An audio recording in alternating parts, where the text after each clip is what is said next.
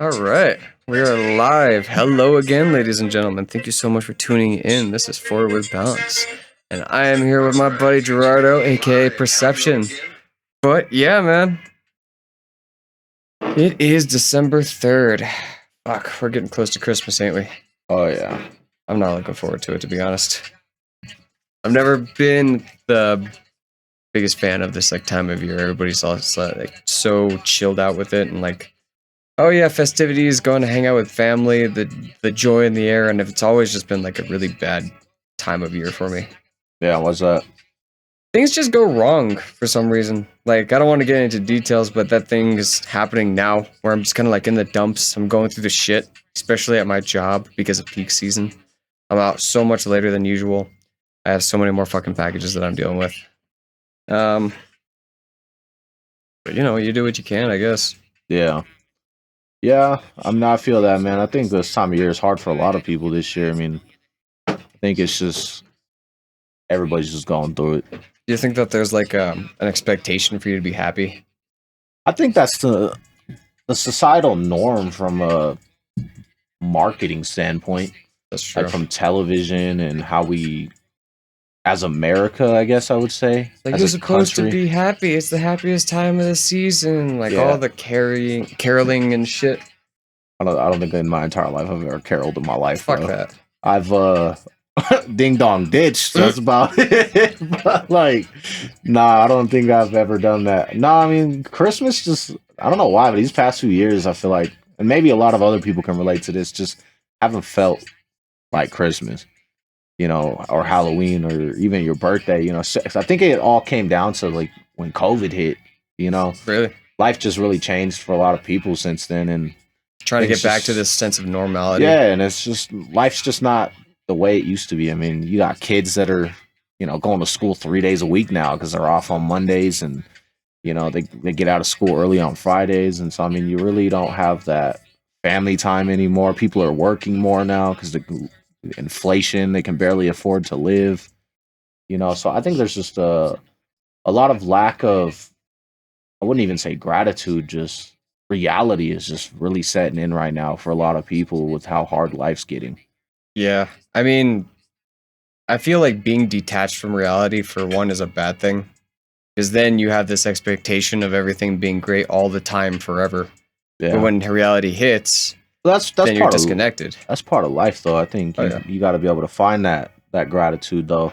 That's what I'm struggling with these days. Is, you know, like I said earlier when I was talking to you, how I have these crazy expectations of myself, and I put this pressure on myself where I feel like I'm not where I'm supposed to be, but I'm actually where I'm supposed to be, and I need to realize that, you know, yeah, I've made some choices and things that have, you know, altered my life, and but in that same token, you know, I'm in the spot where I wanted to be 6 months ago. If I think about it, you know, Yeah. people don't realize that too. Like, you know, whether it's faith or maybe you just had a hope that you would be somewhere that you wanted to be at a different point, you know, a few months back, and now you're at that point. But then there's other things that are on your mind now that you're putting pressure on yourself for, that you're like, fuck, I need to get to this point now. And you're like, you're not even realizing where you're at now that you were here, you wanting to be here 2 months ago. Yeah. You know, and that's where I'm at now. Is like, shit might not be going good in some ways, but it gets better. It does. That's life. You keep growing, you keep changing. So Back to that Christmas thing too. Like, think about how Christmas has changed throughout the years, right? How different it was in the 70s versus Yeah. how different it is now after COVID, after the pandemic, right? Reality, I definitely feel like has set in a little bit more. And it's not like it's not there as the opportunity. You can still be there with your family if you want to do that. But I feel like, at least for me, I've been pressured to hang out with family so much around this time of the year that I'm just kind of sick of it. And yeah, I'd that's why rather do I my didn't own even thing. go to Thanksgiving, bro. Like I told you earlier, bro. I was just like, you know what? I don't even like people no more, and I'm not gonna pretend to. Like, Focus I'm on your at- own thing, man. I'm at that age, bro, where I'm just like, if I don't want to be somewhere, I'm not gonna be there. Right. Like, if it don't add to my life or make me feel good, I'm not gonna go. So Yeah. Too old that's- for this bullshit. I'm not even too old, just too at peace to deal with shit. You know, I'm valuing my time more than anything now, and putting my energy into things that matter more now. You know, and so for me, it's just more so I don't want to have to put my energy into things that I don't want to anymore. Because it's like if I don't want to do something, there's no reason to exhaust myself in the midst of trying to not do something else that I could probably put my time into. And I don't know, I've always been that black sheep of the family too, dude. So I don't mind being that asshole now, you know? Yeah. I'm cool with that. Like, I'm cool being out the way, you know? I do. I feel that because I've felt like that too in my own family. At times where I was the black sheep, and because I had that as like a label in my head, it was so much easier to just disconnect when I had to. You know what I mean? It was easy for me to just kind of like, there you go. That disappointment's there already, you know? So it's like why that expectation for them to be like, oh, he ain't gonna be here is just like already there. So it's like, why go? So like just to satisfy their expectations. Yeah, you know, that. Nah, like I think nowadays, I think that's what it really comes down to is, you know, a lot of people, even if you checked like social media on Thanksgiving, a lot of people spent it alone. Yeah. You know, a lot of people, I wouldn't say have broken families, but I think they realized during COVID and through all of these past few years that have been pretty hard on, you know, business owners, people who just work 9 to 5s, whatever, entrepreneurs, you know, self-invested, self-started people, whatever. And they're more than ever. I think more so now people are just realizing the value of the time that they have in life, you know, and so that's the biggest thing is, you know, they're not sticking around in areas that they don't need to be anymore. It's like if you're a super big family person and you have Billy's birthday next week, and then you got Marge's wedding coming up, and then you have like Christmas, and then you have Thanksgiving, you have Thanksgiving, and then you have Christmas, and then you have another birthday. Like all this time is going into like family stuff when you're juggling 30 other things that nobody gets to see. Like for us, like for me at least, like my music and making music and getting better at music, and then I have to go to work on top of that, and then I have clients that I have to schedule, yada yada yada. It takes up so much of my time that I'm like, well, I need to. And I think a lot of people really don't realize how much time it takes when you're investing in yourself too. Like, you work a 9 to 5, then you come home and work a 5 to 9. You know, Yep. And that's the thing is like people don't realize like how much effort and energy is the biggest thing. Is the energy, you know, like. You know, they get mad at you when you're just like, you're not, nah, I don't want to go party. I don't want to go do this or I don't want to go do that. But it's like, they get dude, mad I at just you spent like 8 hours like writing music and staying up till 3 a.m. trying to mix a track or write a new song or find a new beat or get inspired to do something. And, you know, that I don't know, how would you describe that? That investment in yourself, it's a perfect, you know, it requires a lot of energy. And I don't think a lot of people realize you can only deal with so much. Yeah. You know, mentally, physically, time-wise, all of that. And so that's the thing is, you know, you might not be around now, but you will be later. And you're sacrificing a lot of stuff now, like that time with family, that, you know, whatever it may be. And hopefully you get to where you're trying to go in life and you get that time back, but it's tenfold, you know? So instead of having a couple hours when you come home and get off of work, you can spend all day. You can take your kids to school. If you got a family, you can, you know, take them to vacations because you can afford to now because you invested and did that work, you know, to get to where you want to be in life. And like how we had talked about earlier about, you know, a lot of people who get through life and, you know, they have this like anger built up when they snap at people or something where there's just resentment there because they didn't do what they wanted in life. Mm-hmm. And it's like, I don't want to be that way, you know? So if I got to be, you know, I mean, I might be called an asshole by whether it be family or whoever, if they say I'm not around or wanting to hang out or go out right now. But it's like, but if you don't care, but it's not even about caring, bro. It's just about the fact that I would rather invest and sacrifice in my 20s right now because I want to have that freedom when I get older. Because when I'm 40 years old and I've got, you know, everything that I've wanted in life under my belt, I don't want to be that person with that resentment looking back. And I want to be able to have that free time to start a family or invest in one or, you know, whatever it may be. I don't want to have to sit there and play the catch-up game like people do where they fuck off in their 20s, their whole fucking 10 years that they could have been investing, and then they get to 30 and they're like still like, what the fuck? What am I doing with my life? I just don't want to be that person. So yeah, make it happen now.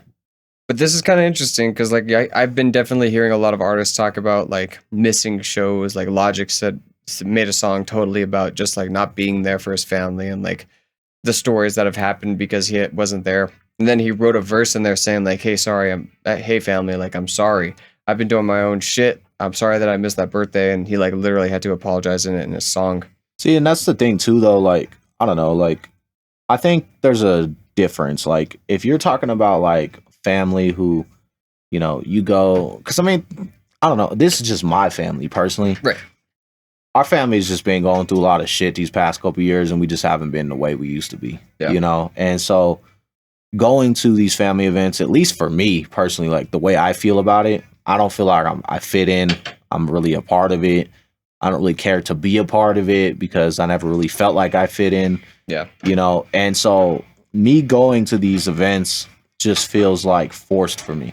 Yeah. And so other people though might feel like in that regard that when, like you said, where Logic felt like guilt or whatever, Eminem said it in a couple of his interviews where he was talking about how when there was times when he could choose between studio time or being on the road, he chose to be there for Haley. Mm-hmm. You know, when you're talking about your own family that you've created, yeah, I think you should sacrifice those types of things, like where you should be there for those moments, because your kid is only going to be 3 once. They're only going to be 2 once. They're only going to be an infant once. You know, you miss those years. Those are crucial years that you'll never get back. You can always go book another show and make more money. You know, I love to say that when people are always like question my choices about why I'm like, oh, like why I'm here right here today. You know, like I could be paying my fucking car note right now, but you know what? Like I wanted to be here for you, be here for Spike, bro. Like, you know, those things matter to me. You know, I'm not going to get these moments again, but I can always go buy another car. I can always go make more money, you know,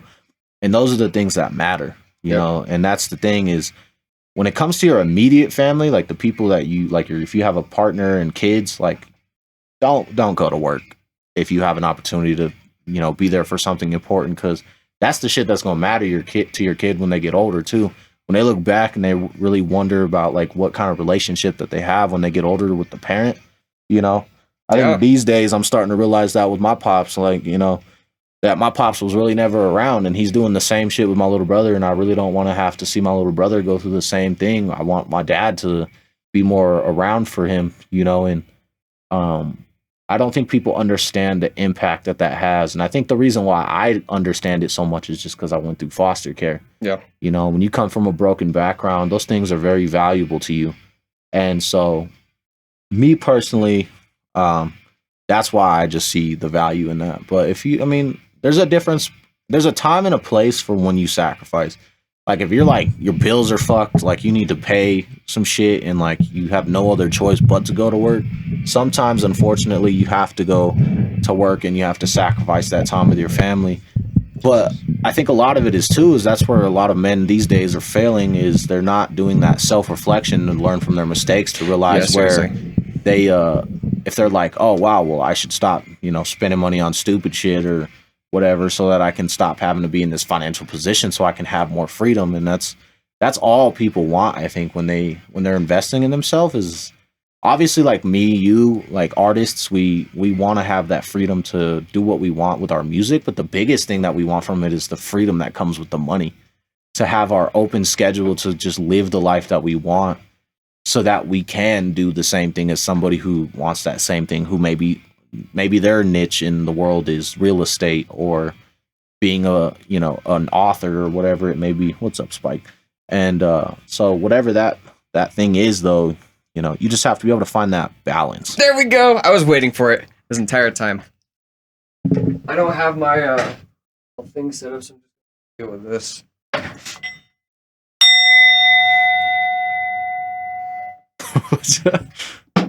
Every time we have that word come up, we use the singing bowl. You flip off the mic. Fuck the mic. Just kidding. I know that it gets annoying for chat, so I'm just like, yeah, bitches, we still doing it. Anyways, you tackled so many fucking topics right there, and I'm so glad that you did. But I think the biggest one was the balance thing between what actually matters to you and the things that don't really matter. And I get that everybody's different and everybody's family situation is different, but I know yours, and I think I support that situation entirely, because if your heart's not in it, you know, and you don't have that connection with like certain people, then why waste energy and time on trying to make something work that's not there? I think the biggest thing is too, bro, is like the disrespect that comes from family sometimes too, where you invest in yourself so much because you have this idea where you're the only one who can see it too.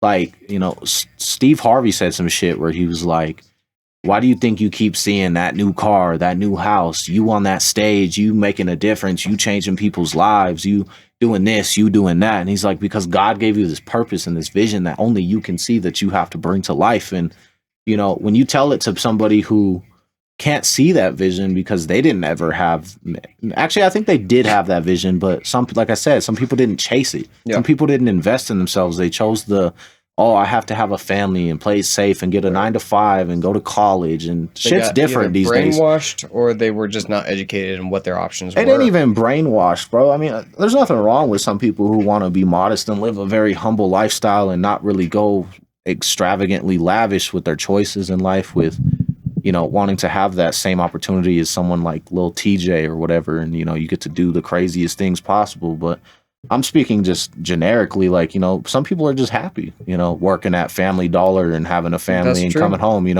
and working a generic construction job. Maybe that was the dream. And maybe that's the dream for them because, I mean, at the end of my life, bro, my biggest goal, I don't give a fuck how far I make it with this music as long as I make it and it changes somebody's life. And the biggest thing is that I just want to have a family, bro. I want to have a wife and a loyal family that I come home to that's happy, bro.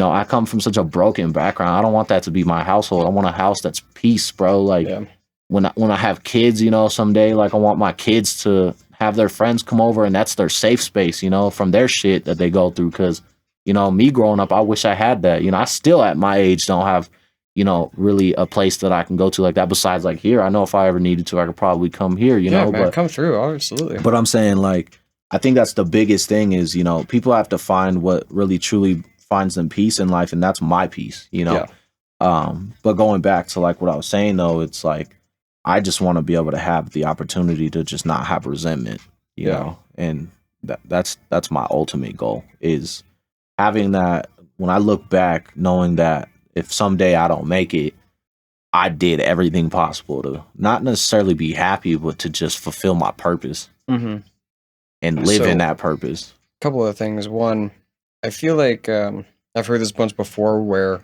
the antidote to resentment is gratitude. So let me just hypothetical over here. Say that you did what we were talking about a little bit earlier, where you tried to go after this rap career, this music career, and it doesn't take off like you thought, like you didn't make it big, huge, like Jay-Z, Drake, Kanye status. Yeah. But you did get an audience going.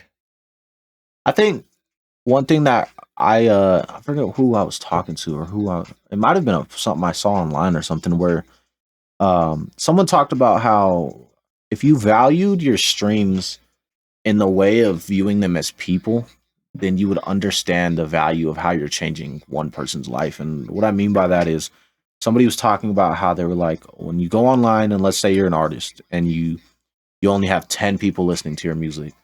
If those 10 people are just listening to music online, you look at it as like when you compare yourself to someone like Jay-Z, when they got like fucking 50 million listeners every year, or whatever, you're like, oh, that's nothing, But if you had 10 people literally walk up to you in person and tell you that they genuinely enjoy your music, you as a person, that you are literally a part of their life in a way that nobody else has impacted them, that to me means more than that 50 million streams, bro, because I got 10 genuine people who fuck with me.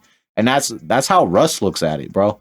And that's where Russ found, like, I think, because that's where a lot of people struggle is during this phase of building, people get so caught up in that, oh, I'm not doing well enough. I'm not good enough. I don't have enough people listening. No, like, if you got 2 people listening to your music, that's 2 people who genuinely think that you are a part of their life. And if they came up to you in person, you would feel so much differently about it. And that's the crazy part is I know, like, you're one of those people. And other people that I know are some of those people, and I don't want to drop their names because we're public right now. But, like, I appreciate the people who listen to my music and everything. And my only goal is to make something relatable that's real life that people listen to, and that's all I care about is like people go through shit in life, and it's like I want someone to listen to my music. Like, damn, bro, I've been through that. I feel that, and then that's where people find that ability to relate to you, and you impact them in that same manner, and that's what I want. Yeah, you know, and that's what should matter to people. And if they stop, you know, what is it? They say comparison is the thief of joy. You know, stop comparing yourself to someone else's lifestyle, because if you really got into the nitty gritty and got into that person's mind and knew what their life was like, shit, you might fucking hate their life. Yeah, seriously. Compared to yours, dude, you might think you're doing better. Like someone's always going through it worse than you are, and that's, you know, that's one thing that a lot of people need to know is, you know, like you said, like people are always trying to find like the antidote is gratitude, and it really is though if you think about it. But it's just simply understanding your situation and knowing that it could be worse. Yes, you know, absolutely. and if you can think of it like that, like in that regard, you'll never feel like too bad about yourself. You'll always have those thoughts. Everybody will always go through those thoughts. And anybody that's online or on a podcast or on YouTube or whatever, just telling people that those thoughts go away, they're full of shit. They always come back. They're always going to be there no matter what. Yeah. You just have to find a way to regulate them and be like, okay, hold on.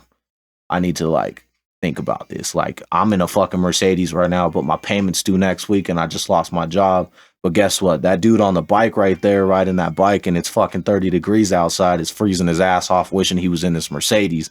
And that person that's walking behind him is wishing they had that bike that's in front of them. Seriously. That he's on riding to his job. And then that person that's sitting at the bus stop that's, you know, sitting there with a cane is wishing they could walk to the fucking their job instead of riding on the bus. Like, so at the same token, like you got to find the ability to realize where you're blessed too. Yes. That's the thing is people, the antidote isn't just gratitude. It's realizing your blessings in the gratitude. And that's where you find that peace. And that's where I've learned these days is what am I not being grateful enough about with the blessings that I've been given? Because like I said, 2 months ago, I wished I was where I am right now. And that's where I'm like, okay, I got to breathe, bro. And I just go to the gym for that. Honestly, that's what helps me turn it off. Other people smoke weed, drink, whatever. Me, I just, my thing is I just go lift weights, bro. That's what keeps those doubtful voices down. Ooh, excuse me. Those doubtful voices down. Doubtful voices. That should be a song right there. Yeah, you definitely keep hitting on like multiple things that I've chatted about in the past, which is beautiful. Yeah. I love it, dude. But one of the biggest ones was comparing yourself. Like one of my favorite little comics that I see online from like my Facebook feed is a fox looking up and seeing a bird and saying, I wish that I could fly. And the bird looking at a snake and saying, like, I wish that I could move like that. And the snake looking at like the elephant and saying, I wish that I was that big. It like constantly, it never fucking stops. Everybody always wishes that they can go and have something that they don't currently have. Right. But they neglect all the things that are right there in front of them. The fact that a snake can blend in and like blend in with the grass, you know, for instance, you, for instance, as an artist, have an immaculate way with words that I envy. I wish that I was as good as making freestyle raps. I wish I was as good as writing down my feelings into poetry versions, which is like rhyming and stanzas and stuff like that. And I also wish that I can make songs as good as some of these artists that I compare myself to. But I'm not like looking at the stuff that I am making, the original shit that is uniquely me. Well, I think that comes with a lot of different life experience too, though. So like for me, you know, I've always been kind of very antisocial person though too. So, you know, that's why like in my latest song, you'll never forget, you know, that in my song I said spent years on my own. And I was like, forget the lyric. Damn, I just wrote that. Hey, really quick while we're on this break, where can people find you if they want to listen to your music? My music is everywhere and you can look it up under PerceptionsView. I'm on all platforms, so everything is professionally distributed. Fuck yeah. But yeah, so I mean, I forgot what I was saying. Your lyric. Yeah. So your lyric, we were talking about like comparing ourselves to other people and being grateful, gratitude. Oh yeah. So I was talking about, you know, because I'm very antisocial, and you know, so I had said in my lyrics, I was like, spent years on my own, because I had to write songs, like because that was all I could do, like. That, you know, like one of my biggest impacts for when I really loved music was when I was in middle school. Like I used to sit there and watch these kids that were in this at recess they would freestyle at lunch, Hmm. and I fell in love with rap because of that, because I would see how immaculate they put in this like effort, and it was just like, it was natural for them, and I wanted to do it. And one time I tried to join in with them, and they told me to fuck off, and and I don't know why, but it lit a fucking fire in me, spark, and I was just like, bro, like I'm gonna be better than y'all, like fuck you guys, and I just started writing, bro, and that it's because I couldn't express myself to people. That's one thing that I envy about other people is, I feel like a lot of other people are a lot more sociable than I am. But I also, it's because I enjoy being out of the way. Like I like interacting with others, but I'm also a very kept to myself type of person. Like I'm very content being on my own. And so me too. It is very hard for me though, sometimes at times where, sometimes I experience anxiety and things like that, where I don't feel like I could go talk to people on certain days, or don't feel like talking to people on certain days. And that's also why the jobs that I've worked, I also loved to choose those types of jobs, like being, on the loading side of the oil field, working in jobs like frac sand loading and whatnot, because you don't really have to fucking talk to people.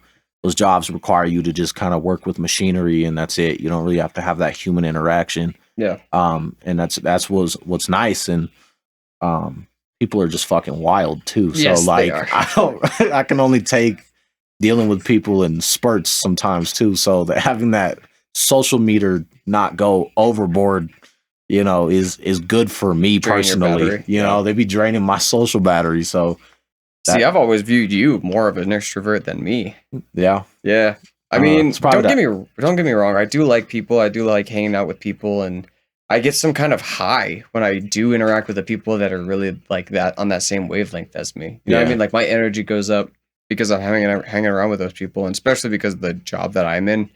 Like networking and connecting with other people is kind of like the name of the game, right? Like I'm a producer. I want to find artists that want to make music and that I connect with, so that I can make them sound good. While also wanting to make them sound good. You know what I mean? Yeah. It's one thing to be hired from a project that you're just like there for the money. And I think that really speaks in their work too. I think a lot of people don't care to see people win. And that's the thing too, is like, you've always wanted me to win. And that's why, like, bro, even that little snippet we made off of that Russ song, Adventure, came out fire, bro. Like, fuck yeah. And it's like, but you wanted that sound to sound amazing. That's why I love working with you and Drew and Valfred, and it's because you have to have people around you that just love to win and see people win. And I think the only reason people can get like that is if they lose a lot in life. Yeah. You have to take a lot of losses in life to value. Cynicism. Yeah, you have to value what it feels like to really see how hard it is to make it.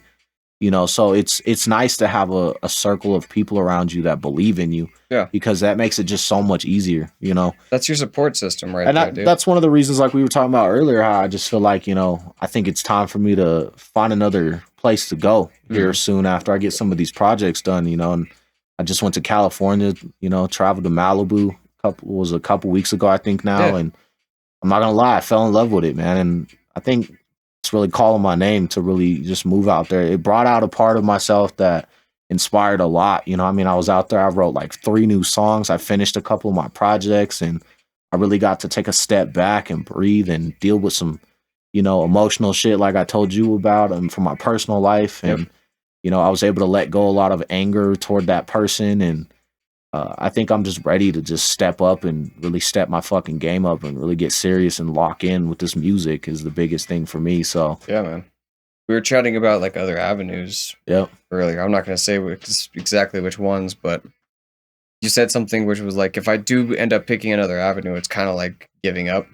Yeah. Which I mean, obviously it's subjective. I get it. It's an opportunity where I would be guaranteed security, but I don't know, man. I like struggling. Yeah, I like there's something to it. There's just something about the same anxiety that I feel while I'm trying to make it as an artist that I get from, if I'm in a position with my back against the wall, bro, I just got to swing harder. Right. And that's the thing is, like, I think that's the biggest part of your story that really makes it a story is that struggle, like you said, is that finding that redemption and, building that redemption from kicked her out. She just turns around. She just turns around and goes to you. And it's finding that ability to really, be like, I'm not giving the fuck up. Like if it gets hard and you're like, I got to take the easy route, then were you really invested? Were you really all in? Like, honestly, it kind of comes across. My story is like, I work at this job at Amazon, and I fucking hate it sometimes. Their work is shit. The hours are shit. And you're out fucking super late. Hey, Bezos, if you're watching this, fuck you, Bezos. I don't give a fuck. Fuck you. But I've been there so long and I've overcome so many things. It's shown me that there's another level to what I can do and what I can endure. And it might just be through my job at Amazon, but that same level of like dedication and like thick-skinnedness, it shows in music, it shows in my career, it shows in all the other things that I can do. It's not just in that one little avenue. So I'm grateful for it. Even though I hate that job, I love the people that I work with and my support systems. I always get along with these motherfuckers. They always make me feel better after I work a shitty shift. Yeah. You know, I've hung out with some of them. Some of them are my clients, actually. And I don't want to give it up by saying, hey, I'm going to quit because that's the easy way out. Yeah. What I really want is I want to make this job my last job that I work before this music thing really starts to pop off and take off and make me some money. I think the biggest thing is too is it's not necessarily that, you know, I think everyone for the most part hates their fucking job if it's not their job, because it's, you know, like they say, if you have the job that you always want in life, then you'll never work a day in your life because you'll enjoy it every day. But I personally, like I said, for just me, I only work somewhere long enough until it gets to a point where it starts to affect my mental health. Then I step away and find something else, because unemployment is like 2%, dude. Like, you can find a job in 2 seconds. So stressing over a job that, you know, for example, like I told you, like how I had a close friend die recently, you know, and the last thing I said to her was that health is wealth. You know, don't ever let a paycheck keep you from taking care of yourself, because you can't go make a paycheck if you don't take care of yourself. And you know, it's crazy that was the last thing that I said to her. And so when I realized that shit was starting to take a toll on me, I was like, fuck this job. And I walked away from my last one and found another one.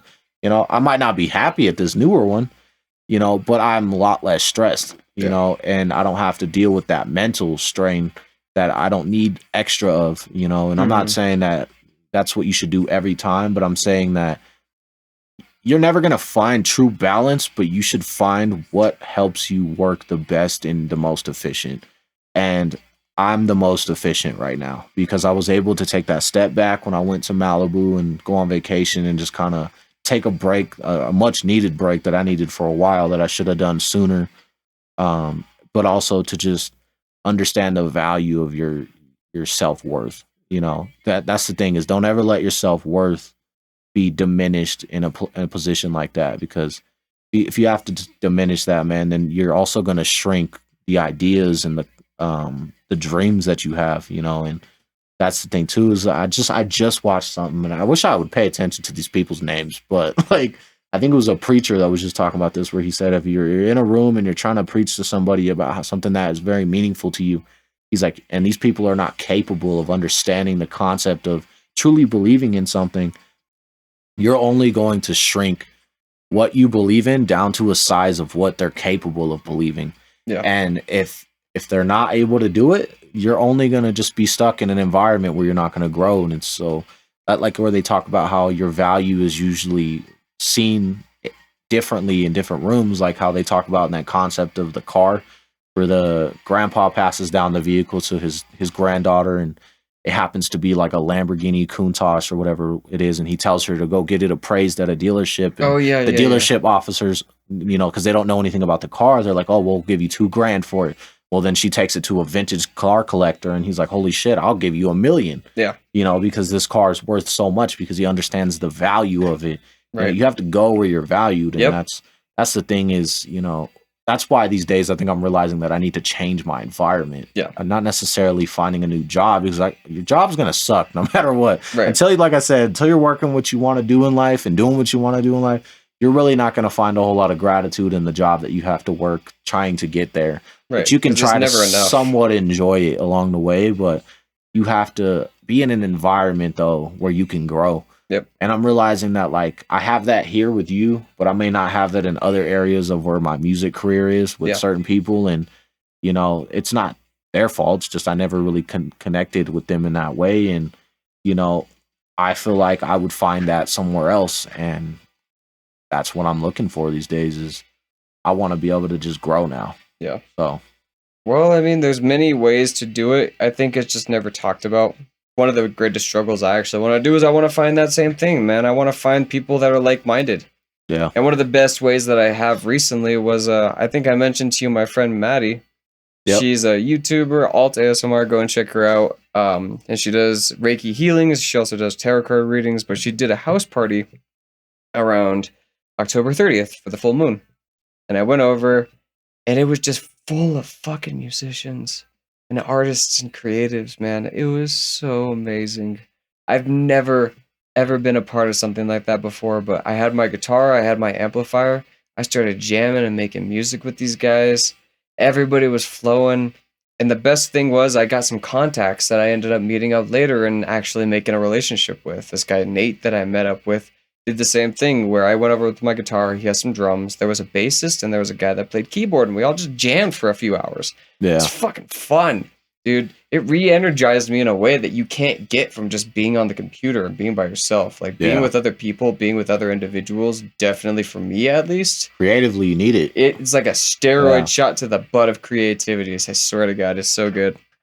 But that's one way that I know to connect with other people is through people, you know? Yeah. And it might suck because... Well, and that's how you make it in that industry too, man. I think the craziest thing that I realized too, these past couple of years since I found Valfred, you know, being my producer before I ended up working with Drew, was just kind of how small the music industry really is, but it's huge. Right. You know, like, you know, you look at him and then he works with someone like Dom, and then Dom works with people like V Wills and Morgan Wallen and things like that. And it's like, it's so crazy how like just between 3 people you could meet someone that could just change your life in a way. And it's like these people's lives are completely different from yours, but they're literally just one contact away. And it's a weird little analogy that I just had, but if you and I were to have a connection and it would just stayed surface level, like our relationship never went in depth, it never got like intimate or anything like that, we never got deep. If it just stayed surface level, and you had a shit ton of people like me in your life, then how many of those connections are actually going to be like really meaningful? Right. Does that make sense? It's like fishing and you're only catching the small fish. Yeah. You want to wait for the big fish. And that means developing relationships. Yeah. Being there for your friends, giving a shit, actually investing in their work, not just having a shit ton of fake friends. Well, it's not even just that. It's also just not focusing too much on the music. You know, it's being present in your life, man. Like, I think a lot of people get so caught up in the end goal. You know, they think that they're going to get the happiness when they make it to the end, when they do get those millions of streams, but it's like, it's just a number. Like, right. You know, your life is not going to feel any different just because you have 3 million streams instead of 3 now. Are those 3 million streams going to feel as good as going for a hike? Are those 3 million streams going to make you feel like when you're having the birth of your child? Yeah. You know what I mean? And that's the thing too, is like people need to understand that you have to live your life still. You know, life is still life. Like clock is still clicking. Yeah, like you can't be too caught up in the rat race of, you know, being like, oh fuck, dude, I'm not there yet, so I'm not good enough to be here. Like it's like, no, man, like you matter, bro. Like you're doing a great job. Like you should be proud of where you're at right now. Like the fact that you're even just trying is more than other people do. Seriously, yeah. You know, it's just, even if you're failing, and you might fail 1,000 times, but you know, like J. Cole said, you try once, twice, 3, 4, 5, 6, 7, 8, 9, 10, and then you quit after that 10th try, but maybe it was that 11th try that you would have made it and you chose to give up. It's like, dude, all you had to do was try one more time. One more time. You know? One more time.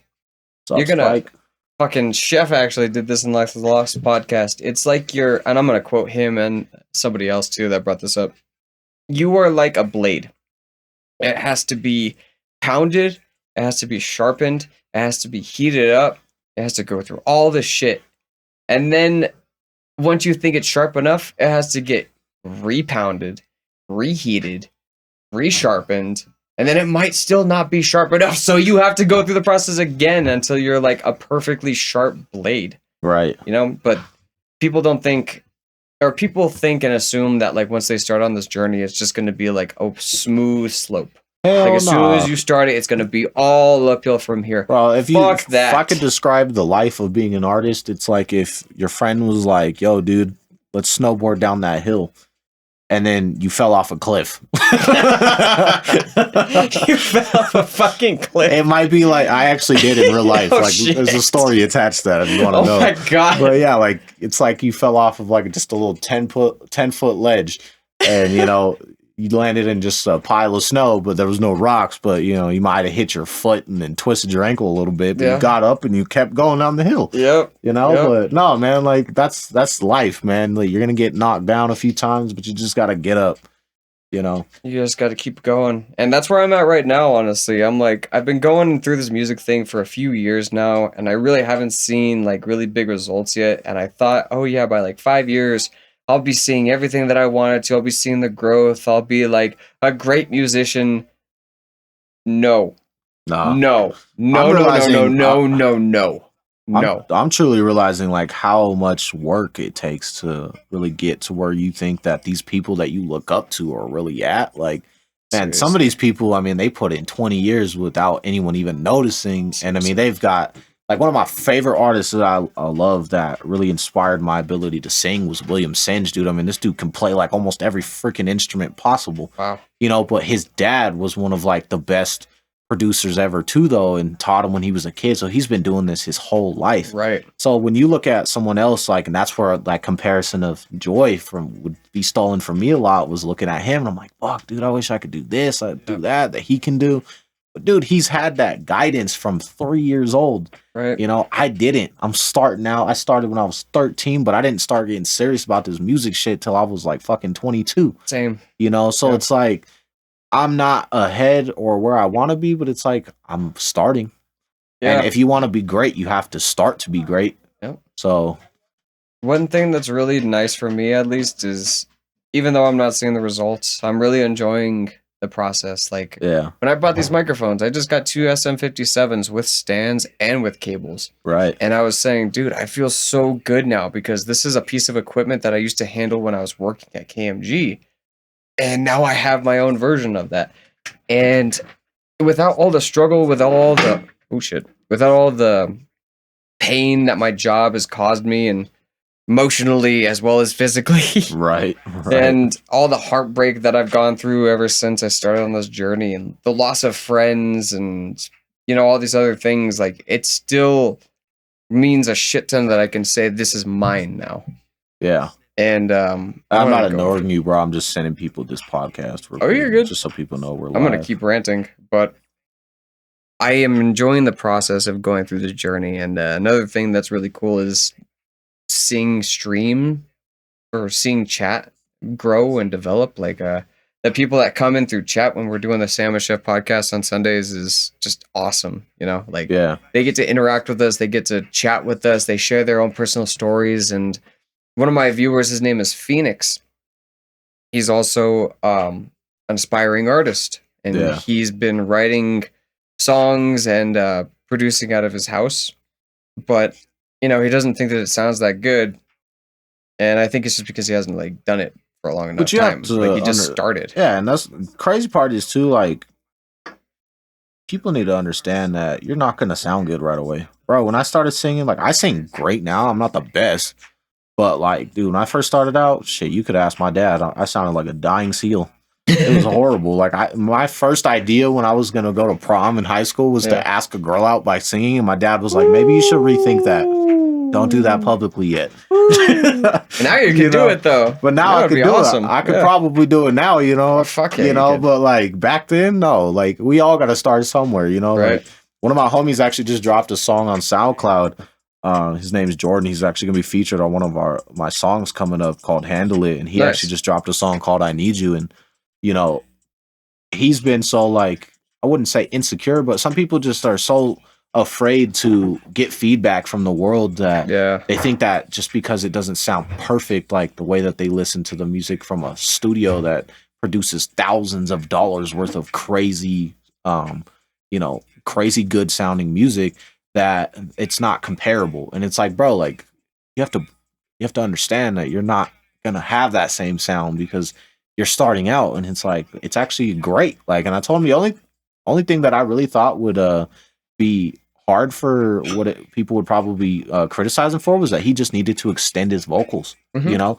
And it's little things like that. It's just, you know, if something's terrible, definitely tell someone, but give them constructive criticism on how to make it better, though. Don't just shit on someone's dream, bro. Like, somebody comes to you and they trust you with the ability to literally kill their confidence, you know, give them something to work with. Don't just give them something to feel bad about, you know, because they're coming to you already doubting their self, and they just want your opinion on how to make it better, you know. Right. And, you know, and that goes back to just, you know, believing in yourself though, you know. I think it was Nipsey Hussle that said this, where he said a lot of people, they go outside and they get influenced, and it's like they have something that they believe in, and, you know, they care about what other people think. You got to stop giving a shit, like you really do. Like, that's the biggest thing that I've had to realize is, you know, I've had so much music in my phone that I could have dropped months ago that I'm just now starting to upload and master, and people have been telling me, bro, this shit is great. Like, put it out. And I'm like, nah, it's not good enough. I got to go do this. I got to go do that. I need to fix this. I need to fix that. And then I got people that are listening to it, and they're like, this is amazing. I want this right now. Like, give me this fucking file. Like, and I'll just send it to them now. And then now I'm just like, all right, I just need to put this music out and just move on to these other projects. Like, I think we get so caught up just thinking about how to perfect something. So wait, where'd it go? There it is. What's that? What's that say right there? I don't know. I need glasses, bro. Done is better than perfect because perfect is never done. Exactly. Damn, dude. God, I wish that fucking Chef Burnout was here. Because he's literally the one that brings us up every single time. He posts his music too on like YouTube, and he's only gotten one comment that was like negative. And it wasn't even a constructive comment. It was something that just said terrible. Like, and he gets so fucking mad about it, so I'm gonna get mad on his behalf. But like, but why just shit on somebody and just take him down like that without like giving them some way to make it better? You're just shitting on him because you feel good about like shitting on a person. Fuck you. Right. Yeah, and that's the thing too. Is like, I don't know, man. Like, I think we all have like a natural inclination to criticize things, but I think as we get older, like, and if you're really investing in yourself, like, who if people are trying and you're trying to do something great, you don't judge other people for trying to be great. You just try to be helpful. You know, that's why, like, you know, I don't know, me personally, if I see someone that needs help with something, I'm like, yo, dude, try this. Yeah. You know, even if I'm wrong, bro, like, I'll just make a suggestion, because maybe my suggestion will give them a fucking idea. Like, and it's done that. Like, that one time I came over here and you were working on that beat, bro, we ended up making like a Justin Timberlake type beat that ended up being crazy. Like, you know, and it just all came from being like, ooh, try this, you know? Yeah, it's true. And that's how it is, you know? And they might hate it. They might try it and they might hate it, and then they'll learn never to try it like that again. So they learned. Yep. And that's the thing, man, is like, you just have to find that ability to believe in yourself is what I'm trying to teach people. Yeah, and it's a hard one too, because like for me, mine fluctuates all the fucking time depending on the situation that I'm in, depending on what's going on in my life, who I'm surrounded with. But I feel like oh my god, I have some reverb on here for some reason. I don't want that reverb. I feel like the only way that I can kind of get myself out of that headspace is saying fuck you. Yeah. By not giving a shit. And I have two switches. The one that's super accommodating, the one that's super nice, the one that's super like, I care what you think, and the one that's like, fuck you. I don't give a fuck about what you think. See, I'm in that, I only have one now, and it's just fuck you. I don't care what you think, you know? And I think it's just because I'm so secure now, man. Like, I finally have my confidence in my music. Like, I'm finally like doing what I want with my life. And even though like financially, like, you know, I won't fucking lie to the world like some other people do when they're in this phase of their life. Other people try to pretend it and fake it. Shit, you're broke, bro. Like, and there's a lot of stress that comes with that. But I'm broke investing in something. So if I'm putting my last dollar into something that I'm building, shit, I'm not looking at it as like I'm losing. I'm literally putting my money into an investment. It's the same as somebody would feel if they put their money into a bond or a mutual fund or a stock market. product or whatever company or whatever the case is. Yeah. You're building something. Yeah. And building things takes time. And Ice Cube said, if you're not willing to put 5 years into something without making a quarter, don't even start, because you're not going to get what you want right away. You Right. have to invest and you have to build. And people don't understand that this shit does not happen overnight. It took Lil TJ 2 years still, which may not seem like a lot of time compared to some of other people's stories, but it still took him 2 fucking years. 2 fucking years. So it takes you whatever amount of time and whatever amount of effort you're willing to put into it, but it's not always going to work out, like you said, too. So having that ability to be like, yo, if it doesn't work out, am I still going to be happy? Yeah. Find that fucking gratitude today, because tomorrow you might die, bro. So buy that fucking car that you want, because it's not going to matter if you're not a millionaire next year from your music. Buy that fucking dress that you're looking at if you're a female and you're trying to debate on whether you can swing it. Go to your daughter's birthday, because you don't know when the fuck you're going to be there again. She's never going to turn 3 ever again. Exactly. You like that watch in the window that you keep looking at every time you walk past it in the mall because you take your kids there every weekend or something? Buy that watch for yourself, because guess what? When you buy that watch, you're going to want to work harder to buy a better one. And obviously, you have, like J. Cole said, and I think in one of his interviews, about why he got rid of his Range Rover and fucking bought a mountain bike, which is crazy humble, bro. It's the fact that he felt like if he didn't get rid of some of these things, that he would never be happy and like grateful for where he's at in life. And he gets made fun of still for some fucking reason because of how humble he is. Like, dude will probably wear like some shit twice in a row. It's like, bro, we got a washing machine. I'm gonna wear this shit every day if I can, if I'm gonna wash it every day, Right. But you got to be able to just understand, like, if you have something that you want in the short term, just do it. Because I got friends who didn't even make it to 23 years old, bro, that, probably would have just never regretted anything they did. They got to race bikes, drive fast, make memories, things like that. And it's like, you won't get those things back, And if you have that opportunity to do it, just do it now. Because if you lose everything tomorrow, at least you did it. I'd rather have, like you said, what was it you said earlier where you were like, if I failed or something? If you went out and tried to be a rapper, but you failed at being a rapper, would you still be happy that you tried? Yeah. Yeah, at least I tried, Yep. Trying's better than not doing anything at all. I would rather fail than to not try. Me too. And that's something that I really credit Chef Burnout for putting into my perception in general, like making me think of, because I might have, I don't know if I told you this, but I probably have told chat in the past, but I'm just going to say it again. When I was younger, it went from being a marine biologist to realizing that that's not how I want to go about making an impact, to going into being an influencer.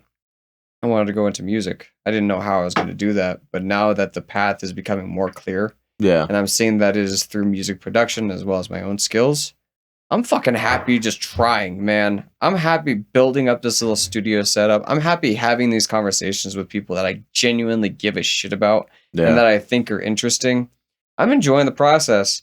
Other people are not enjoying their life like this. They could be doing things like this all the time, but thinking of it as like a business thing, like it's just another day at the job, like I'll just get through this thing and then I can finally enjoy it. Nah, fuck that. Right here is where I'm having fun. Right here is where I am finding joy through the process. And that's taken me such a long time. And I honestly am guilty of still losing sight of it when I get pissed off and when I'm in a bad situation. But it's always like a reminder that comes up, like after a while, after the flames have died down a little bit. I'm like, I'm having a conversation live in front of whoever the fuck is out there. I don't even know who's listening with one of my friends, or if there's even anybody listening at all. But I don't really give a shit. We got 3 people in this bitch. What's good, chat? How you doing?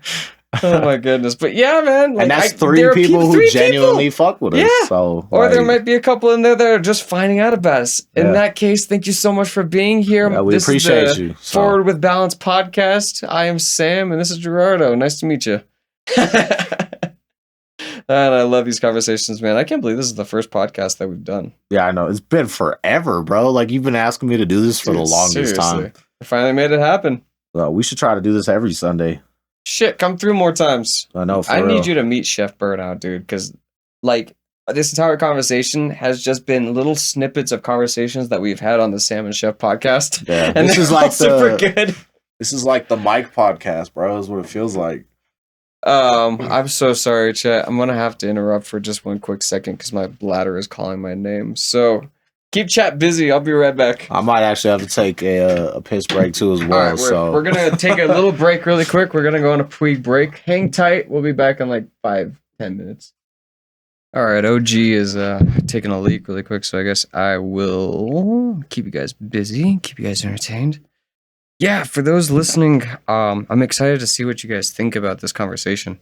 How it kind of parallels some of the other ones that we've had in the Sam and Chef podcast for those like long listeners, because goddamn, it's interesting finding other people that basically repeat to you the conversations that you've had in the past. And I feel like it's so easy to like get in the way and like interject and cut them off. But I'm really just trying to like have this conversation play out as much as possible without saying too much without needing to. Ooh, I just got a package too. Cool. But it's fun as fuck, you know? I love chatting with Gerardo. We always talk really deep whenever we do talk together, or sorry, hang out together.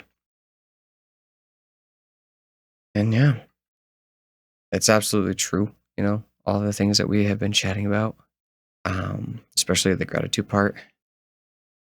Because I'll admit some of my lowest times are when I am just like swamped at work and just hating life and really just wanting to get home as soon as possible. But I get to be by myself. I get to listen to whatever the hell I want to. I can go at my own pace. You know, I have so many things that other people don't have that it's honestly kind of cynical, but like when I think about that, when I think about the fact that other people have it worse, it makes me more grateful for what I do have. And I don't feel like it's, did you make that? Yep. Nice. You redeemed yourself a little bit. And like, I don't know, I just don't feel like you should have to look at other people's misery in order to be grateful for what you got. There's something there for me that I don't totally agree with, but I am guilty of using that. I don't know, man. But it is a tool. I think too, though, like if you've been in that position, you remember like how much the little things mattered more too, though, at that time. You know, like I remember like growing up, dude, like when I was in group homes, like just wanting to be able to listen to music, like, and then I got like headphones for Christmas, even though they were like $30 headphones, dude. That meant $30, yeah, that's pretty good back in the day. You know what I mean? Like that was like the best thing ever to just have something of value like that, you know, in your possession. And then now, as you get older, you like people have something like this, you know, a fucking $1,700 phone. Seriously. You know, you don't even realize the value of that nowadays. There's somebody that has like a fucking $40 phone from Cricket still, and it's like, you remember like looking back, and like you said, you don't like to take pride in looking at someone's misery, but to them it could be the best thing ever, even if their phone's cracked. Right. You know, just having the ability to use a phone, you know, because maybe they were homeless 2 weeks ago and now they have a phone and they can talk to people, you know. God damn it, Gerardo PerceptionView, you need to talk to Chef Burnout, motherfucker. I'm serious. He's literally reminded me about this thing so many times, but the way that he goes about it is he references those like third country, or those third countries that basically provide them all the resources, like the ones that are down in Mexico and South America that are just like mining the lithium mines, and they would be grateful if they get like $2 for like every hour of work. You know, or something even probably less than that. Some of those people are like grateful to just even have food, man. Seriously, or a roof over their head, or like a place to lay down at besides just in the rain in the rainforest. There's places, you know, in Africa, you know, in certain countries where, you know, they still don't even have clean water, you know. Yeah. So I mean, you got to think about that. I mean, something just like turning on the fucking sink is a blessing. And the reason why I have such an issue with it is because I'm like, oh yeah, like we're doing great, yay, good for us, even though there are other people that are suffering. And I'm like, no, there has to be something done about that. Obviously, like I do feel bad that is a thing happening to these people, and I wish that they could not have to worry about that, you know. But what the fuck can I do? Exactly. Right now, what the fuck can I do? I can't do anything. I think I was listening to 50 Cent's Hustle Harder audiobook when I was on my way to Cali, you know. Awesome book too, by the way. Like if you really want to learn a skill about, not even a skill, like just to learn what it's like to find the confidence to become your best self. That's a great book to listen to. But I was listening to him talk about that, where he had talked. Shit, I lost my train of thought. Third party countries and like listening to 50 Cent's book. Oh, where he was talking about like, where you said like, oh, I can't do that right now. Well, I can't do anything. Everything you can, do right now can make a difference in a way. Like if you're walking past a homeless guy and you got $20 and you were planning on spending $10 of it, what's $3 if you just buy the guy some food? Me personally, because I've worked in security, I will never give a homeless person cash anymore. Yes, that is unless I know exactly where it's going, Yep. because I can tell that whether or not they're going to be using it for like drugs or something. But Right. it's not going to kill you to hand that person, a sandwich if you know that they might be hungry, or a Gatorade or a water or whatever, Right. to change their life in a small way. Yeah. Because to them, like I said, like back then when you were a kid, bro, like them headphones meant everything. That sandwich would mean everything, Right. At that time, like when I was in group homes, dude, like I just loved being able to eat, bro, because I was like never getting enough food at that time when I was growing up. And so nowadays I fucking stuff my food. Like as much as I hate the idea of having to like eat everything on my plate, I think about how, I don't know where my next meal is coming from. So if I don't eat everything today, I might regret not eating it tomorrow, And so that's the same thing too. Like when it comes to jobs, like, if you're going to quit your job, bro, like, make sure that like for sure, like you can find a new job, that you have a skill or a asset that can, provide something for a company that you could be something that benefits them immediately, and they would be willing to hire you. So really take into account that, value the little things, in life. And that's what I'm thinking about is, if you're not, grateful for like that little thing, that sandwich, bro, or those headphones, you're not going to understand that if you're pressuring yourself like, oh, I can't change world hunger tomorrow, but you could someday. If you do something, if you do the small steps now, you could change one person's life, then another person's next week, and then another one after that. And it could be once a month for all you know, dude. You could just help one person. But then when you scale your business or whatever you end up doing, over time, you'll be able to financially elevate yourself to a point where you can start to do more, and give back more. And that to me is one of the things that he teaches in his book is, as you get older, it's like, he talks about how he was like, I was the biggest artist in the world and blah, blah, blah. But then as he got older and he's at the age now, he's thinking about what kind of legacy can I leave behind, but he's at a point now where he can do that, so don't put that pressure on yourself to think you can change world hunger today, but put that in your goal plan for 10 years from now. Yeah. What can you do today to change one person's life so that you can keep changing people's lives every day? So, damn, a couple of things on that. I think the most important is the fact that we can make that difference now. Like, I think I definitely want to talk about that really quick because, like, it's the saying that I learned when I was actually at KMG. Think globally, but act locally.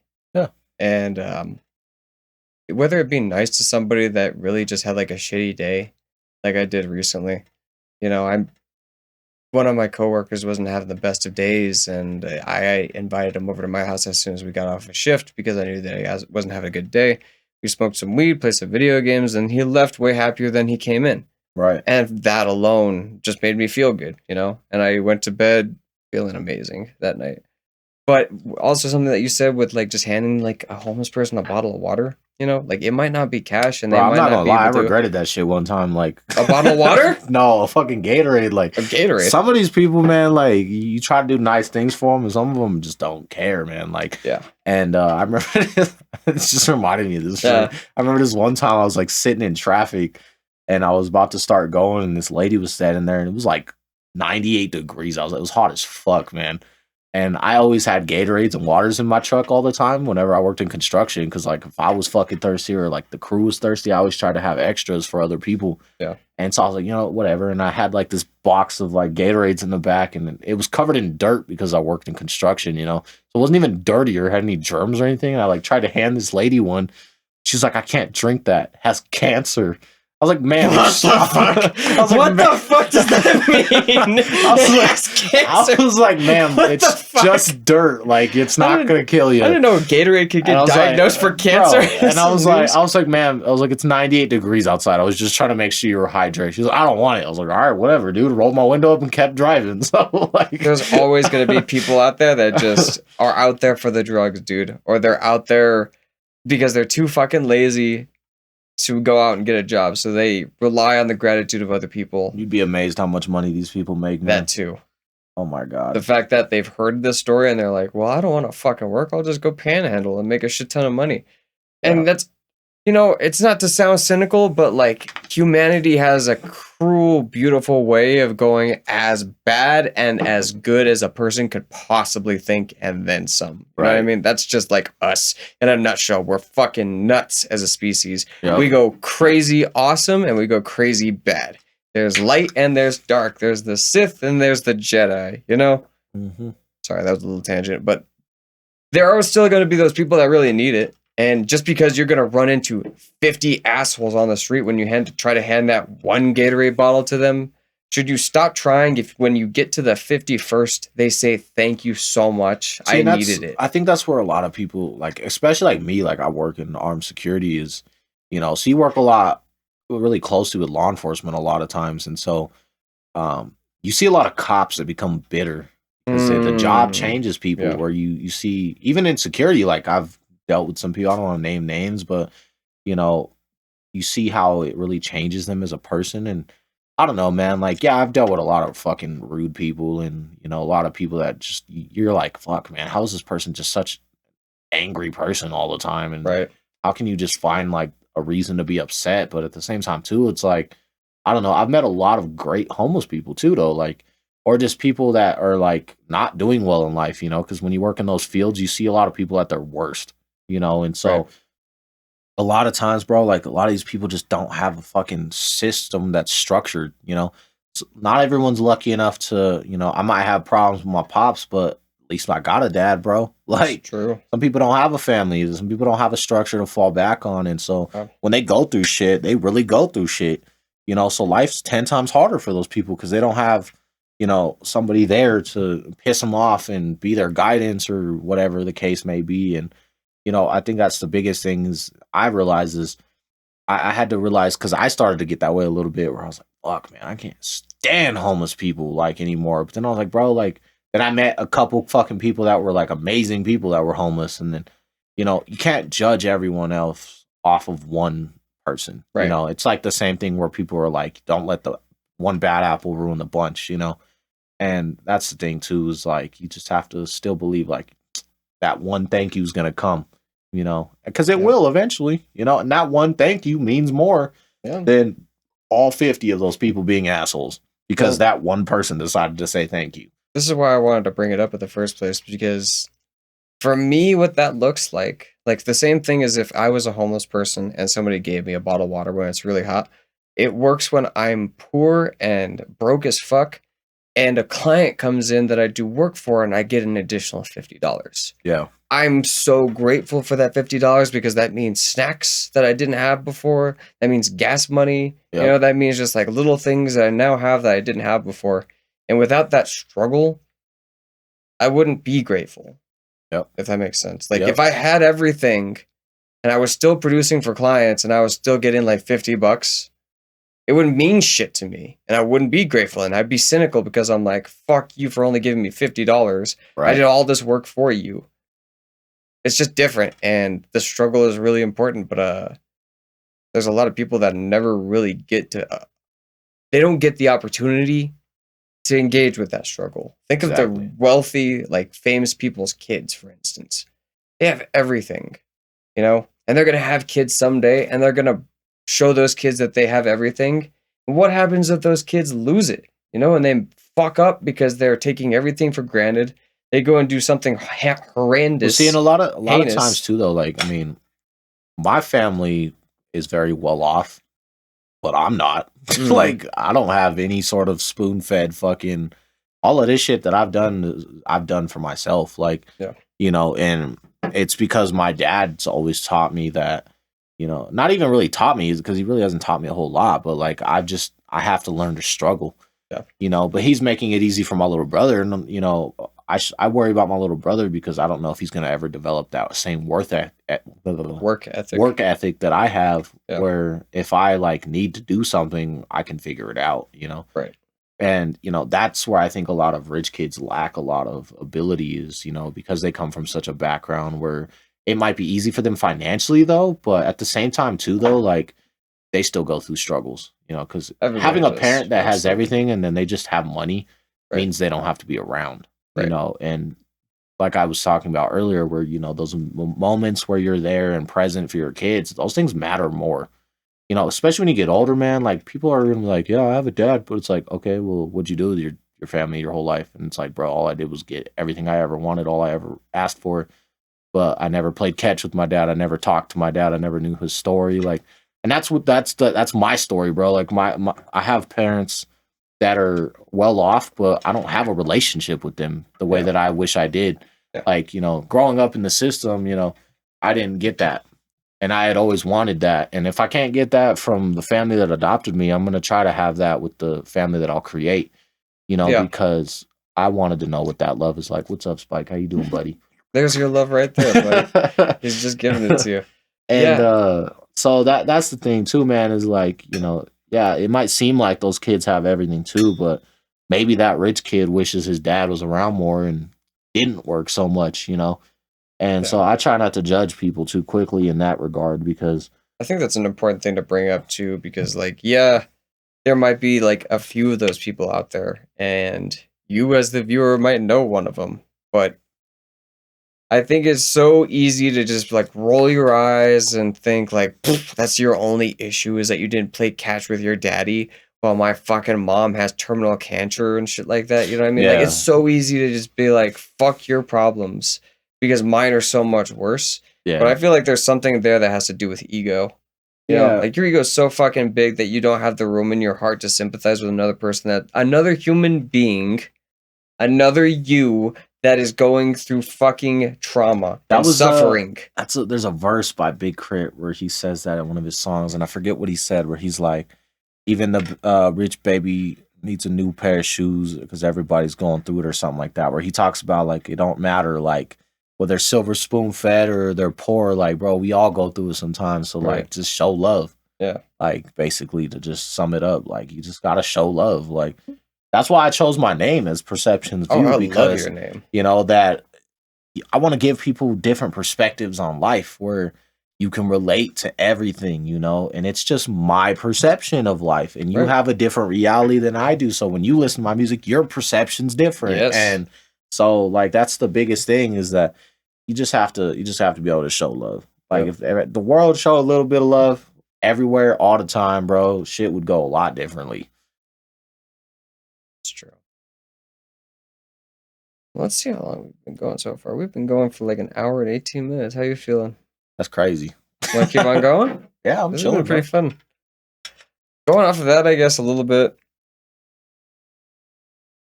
This is a concept in Buddhism, actually. And there's a guy that I listen to on Spotify named Duncan Trussell that talks about it a lot. I'm not going to say that he's any kind of expert, and I am not any kind of expert, so don't quote me on any of this. This is just my perception on it. But going back to like that suffering thing, if a rich kid is going through suffering and you are going through suffering, is it kind of hard to think about your kind of suffering with him? Does that make sense? To like understand that he's going through some shit that hurts? I think it's all based on life experience. So like, I've been in different, almost every different type of culture, bro. Like growing up, I bounced between 20 different homes, group homes, anger management facilities, foster homes, whatever, you name it. You know, and I've lived with every fucking type of culture too. I've lived in an Asian household. I've lived with black people. I've lived with Mexicans. I lived with white people. You know, so I've seen different levels of struggle, you know, success, whatever. And one thing is the same. Everybody has pain. And it does not change no matter what. The only difference is that person in the Mercedes just has more fucking stressed than the guy that's driving the Honda, but he still has the same problems. Because at the end of the day, everyone is still trying to make it in one way or another. So it doesn't matter if you might have 10 grand saved in your account. You're still trying to get to that same point where, let's say you're trying to build a business and that person with the Honda might have 2 grand in their account, but they're still trying to use that money to scale a business. You're still at that same level, bro, but they're just a little bit ahead of you, you know? And so I think it's all based on life experience. And what I mean by that is that a lot of people just don't know how to relate because they just don't know what it's like to be in that position. And you learn those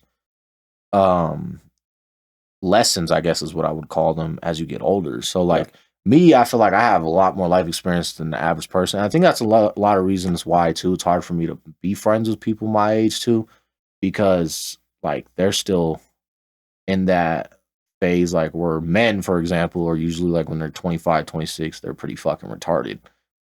They're not really like in their element of purpose yet. They're working toward it, but they're still partying a lot, doing shit like that. And, you know, they might not be in the same priority mindset that I am, where I'm like, dude, I date with purpose. I have a purpose that I'm chasing. I'm trying to find that purpose that makes me feel like I matter in the world. And, you know, other people are like, bro, I just work at Taco Bell and I smoke weed, bro.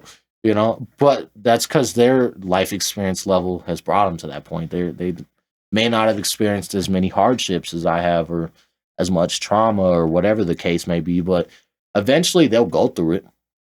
That's part of life. Is like, if you don't learn it now, you'll learn it later, and then you'll learn it again after that. Like you said earlier, where you'll sit there and you're like, oh, well, I'll do this and then I'll do that, but then I'll want more, and then I'll have to go through it again and again and again and again and again, and it's just a recurring loop almost. Yeah. You know, and I think everyone learns to understand it as they get older. And I think that's where, like, you know, a perfect example of that is like parenting, for example. Like when you have kids, people will talk about how like, they're like, oh, well, don't hit your kids. And the grandparents will usually say that, but it's because they've gone through life with 50 years of experience to understand that, hey, when you learn patience, you don't have to hit your kid, you know? You can be like, yo, dude, go to your fucking room and stare at the wall for 5 minutes and then come out here and talk to me, because a conversation can fix things that violence typically doesn't have to. Right. You know, and that's what, you know, they're trying to teach you. But you're so, oh, I need that control. Like you said, egos involved and shit like that. And, you know, that stuff comes in time, bro. Like you can't like teach someone life. Life has to teach you. Right. Like, and so I think that's the biggest thing, is it's just life experience. So I want to go off of that because you brought up something that is also very new to me, but I thought was very interesting. It's the idea in Buddhism of reincarnation, where there's 2 things involved: karma and dharma. So you, let's say, for example, are a parent that hit their kids, and as a result, your karma is that your kids hate you and you're alone. And then you die and pass on to the next life. Well, maybe in that life, you are the kid that gets hit by the parent, and you learn that type of empathy. You learning that empathy is called dharma. It's the lesson. I thought you were going to say something wild, like you come back as like a snake that gets thrown off a cliff or something. That's the same thing. Like literally just a different way of doing that. Just like seriously, like if you kind of get what I'm talking about. That's their idea of doing it. And I thought that was so cool, because like I don't want to have to learn these lessons that are right in my face again because I didn't act on it. Now that I'm aware of it, it's my responsibility to act on it. Yeah. And that's the thing too, like I said, I think that's where a lot of men lack, bro. Like, especially at this age that we're at, where, you know, 26, 27, like if you don't really lock down and fucking find your purpose. Like Jordan Peterson said, like if you haven't found something that you can build off of, just find something and build. Yeah. You know, because a lot of people, I think they get so caught up in the idea, and I'm kind of going off on a tangent, but they get so keep going. They get so caught up in the idea of like with the job, they're like, oh, I need to have the perfect job by 30 and shit. And it's like, bro, no, you just need to have something that's building. Right. Like you need to build something. Like if you're not good at anything, you know, my best advice to somebody out there, if they're like struggling to figure out what the fuck to do with their life, find something that you're already doing and just stick with it for a long period of time. Like, and if you don't like it, you can build to something else. I fucking hate working in armed security for the most part, but I mean, I could build into going into law enforcement, and other people might be shitty cops, but I want to be a good cop. So I could still do police work and then still do fucking music and be a good person. Like, and that's the thing is like I may not know what else I'm good at, but I know that I'm good at talking to people. I'm good at, breaking things down with people and, strategizing how to make a situation better. So I know that if I have that skill set, that eventually over time I'll perfect that and it could be something I can make money from. And, so that's my advice, stick with just something because you don't want to be caught at 30 years old, not knowing what to do, keep bouncing between things. And then you just feel lost and you're broke. And then you just get to 40 and you're not doing anything with your life. And then you look back and you're like, fuck, I don't have any time, but you do have time. You'll always have time. As long as you're waking up the next day, breathing, you always have time. So. That's exactly what my buddy Abby says. Shout out Abby. Fuck yeah. Goddamn right, man. Every day above land or every day above ground is a good day, as he likes to say. And I love what you said about like just if you don't know how to start building, just start building something. Yeah. Like that's beautiful. That's perfect because it's true. You learn so much from just trying shit. Like let's and here's an example because sometimes some people don't understand how to break that concept down. And so like when you give people advice, some people need to have that extra little bit of breakdown from it. Let's say you work at McDonald's, okay?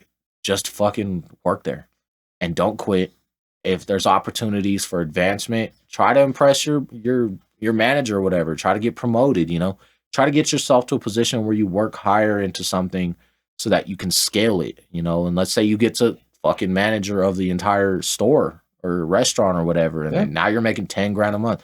Take that money and put it away, and then if by then you don't have something that you want to invest in yourself with, just do the safe thing then at that point if you don't have something yet, because eventually you'll develop a passion for something eventually. Everyone has something that they're born into this life to do, and it's supposed to happen when it's supposed to happen. So you can't rush perfection, because it's meant to happen when it's supposed to. So if it doesn't happen right away, just take that money and just put it into an investment account. Go talk to a broker and, because nobody fucking knows this shit until they learn it. Everyone has to literally fail until they figure it out. And then when they figure it out, they fail some more. And then once they start perfecting it, then they start making it something that's permanent in their life where they're making money from it. And then once that money's coming in, then they start just being like, oh, well, these are the mistakes I made along the way. So let's make sure we don't make them in the next couple years. And then after that, they usually become stable. Once they're stable, then they're like, oh shit, all right, I made it, bro. Like, fuck, I can relax now, you know? But that probably took them 5 to 7 years, Probably that shit doesn't happen overnight. So, like, in that process, you built something, so. I fucking love that so much. So, one of my friends actually did that same thing where she just started at, I believe, a KFC and then became a store owner. And now owns like 3 of them or something like that. She's sitting pretty. I worked with a lady at Subway. I literally got this job just like intermediately between 2 jobs when I quit one and I was waiting to start the other one and I just wanted some fucking money in my pocket. So one of my friends hired me.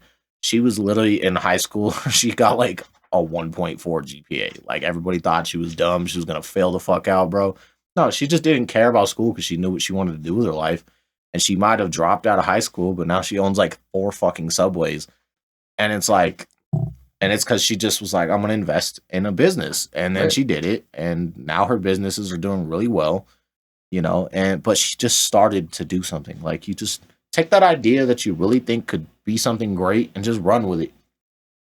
Just do it, and don't care what people think. Just fucking chase it, And if you fail along the way, at least you tried. Does it make you feel good to do it? I think is the biggest thing for me. I had to ask that question for when I was editing the other day.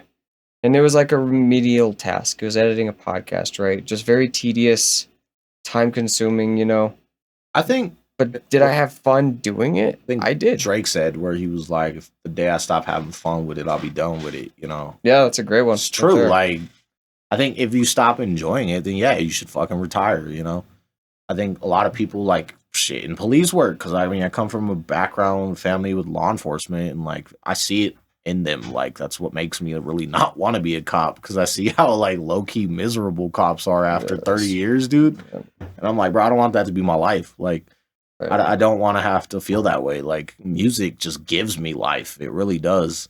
and time goes by and I don't ever fucking feel any different about it. Like tomorrow, I might stress, be like, the fuck out today. I might be stressed the fuck out, but tomorrow I might just be so happy and then just writing another song. And in that moment, I feel amazing. Yep. You know, Yeah. That to me is worth everything. So it's like, I don't want to have to feel miserable after 30 years of like serving. But at the same time too, I feel like a lot of it is based on how and what you put into it. Right. You know, so if you go into it just wanting a paycheck, you're going to be miserable. Yeah. You know, but if you're in it because you want to help people and you want to do something meaningful and change a couple people's lives along the way, like, yeah, I mean, my goal would be to like help foster kids out of bad situations. It's a good one, yeah. And like maybe help some DV victims and whatnot, and you know, try to help close the gap between like the police and like the community. Because I mean, I think these past few years that a lot of police officers have really ruined the fucking perception of the way people think who they are, and in reality, a few bad apples ruin the bunch. Yeah, and I don't know. I just don't think that everybody should be punished for that. Because I've met a lot of great cops too, though. Yeah. You know, and so I think the biggest thing is, you know, just like you going back to what we were originally talking about, just run with something. Just go with it, Pick up something and just run with it. Like I love thinking about it when like we think about drawing or something like that, at least for me, because I grew up, you know, like drawing shit, and I always liked doing it. Like I liked the act of like just putting pen to paper and then just like scribbling something, right? But yeah, I started getting into this mindset where I just like asked, like, what am I going to draw? What do I want to draw? And then I'd never do anything. I'd be so overwhelmed by all the different things that I could do that I didn't do anything. And that also bled later down the line into my music. But we'll get back to that on a separate question. What I ended up doing was... done is better than perfect, because perfect is never done. That's why I got it hung up, baby. Let's go. I started just like doing whatever. Like I just put the pen to the paper and started scribbling shit, and then something would come. And it's as simple as that. Like just start doing something. Not every time is it going to be the one that you want, but you'll eventually get better and better at getting that gap to be shorter and shorter. And you can be like, okay, I want to fucking make a teddy bear. I want to draw a monster. I want to draw Godzilla. I want to draw this room. You know, if you just start, the skill is going to come. Like I love this analogy too, because when I was hanging out with those guys, Nate, the guy that I met at the party, he said, like, do you want to try playing drums? And I was like, I'm not really good at playing drums. And he was like, okay, it's all good. It's super simple. Just kick and snare. That's super simple. Like anybody can do that, right? Yeah. But I did it so many times that I didn't have to think about doing it anymore. It was like natural. Yep. And that's where the other elements came in. I learned how to do the hi-hat. I learned how to accent the kick and the snare. And I was literally learning in real time. It's fucking fun, man. I love that now. I love drumming, and I want to get better at it. That's why I just want to like pick up a guitar, dude. Yeah, like pick up a fucking guitar. Start making some sounds. I've always wanted to learn guitar, and it's like I'm only gonna learn if I just pick it up. Pick it up. Look how many fucking guitars there are around, bro. You can come over here whenever the fuck you want, and if you want my help, not saying that you need to or anything like that in order to have fun with it, but if you want my help, I'll give you little tips and tricks and shit like that. Yeah, I'm always happy to learn, man. It's fun, man. All right. We're at an hour and 30. I think I'm going to call it. Cool, man. Thank you, everybody, so much for tuning in. Do you have any things you want to say or any plugs, any music like that are coming out? Guys, you can find all my music at PerceptionsView on all social media and streaming platforms. So thank you so much for listening to us. And thank you for going into the new year with me and us, everybody. Here's to 2024 and all the growth that is to come in that year. I'm super excited, man. I'm excited to see where you're at and where I'm at. I can't wait to drop all these projects. Like I've been going crazy. We got some good stuff coming in. Some good shit coming. Fuck yeah. Looking forward to it. Follow him at Perception Views on all streaming platforms. And I'm Makaran/Makaran Beats/Makaran Games. And thank you guys so much for tuning in. This has been Forward with Balance. We'll see you later. Thanks, man, for being here. Peace.